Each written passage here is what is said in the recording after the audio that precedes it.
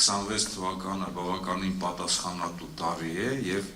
այնտեղ որտեղ որ ժողովուրդը միասնական է, այնտեղ որ մենք փոխադարձ վստահության, հարգանքի, հասկացության, նաեւ ընդհանուր համոզմունքի շրջանակներում ենք աշխատել, մենք միշտ ունեցել ենք հաջողություններ։ Ակնհայտ է, որ ստեղծված իրավիճակը Հայաստանի Հանրապետության համար նրա շուրջը եւ տարածաշրջանում բավականին բարդ է եւ Հայաստանի Հանրապետության այս ճգնաժամային եւ նաեւ Արցախի համար այս ողբերգական վիճակի պատասխանատուն այսօրվա իշխանություններն են իրենց կառավարման ձախողումներով։ Գիտեք, միշտ ասում են, որ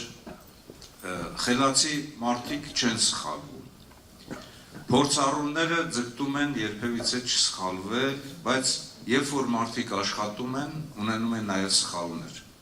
Եվ շատ ճիշտ է աշխատել ուրիշի սխալների վրա, որպեսզի դու սխալներ թույլ չտաս։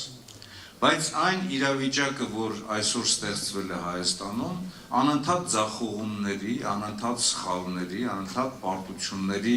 արդյունք է, եւ երբ որ անընդհատ դու սխալներ ես թույլ տալիս եւ հետեւություններ չես անում, դրա մեջ կա նաեւ միտումնավորություն։ Միտումնավորություն, որը որ արտահայտվել է եւ բանակցային գործընթացի, անվտանգության, գիտեմ, Արցախը Ադրբեջանի մաս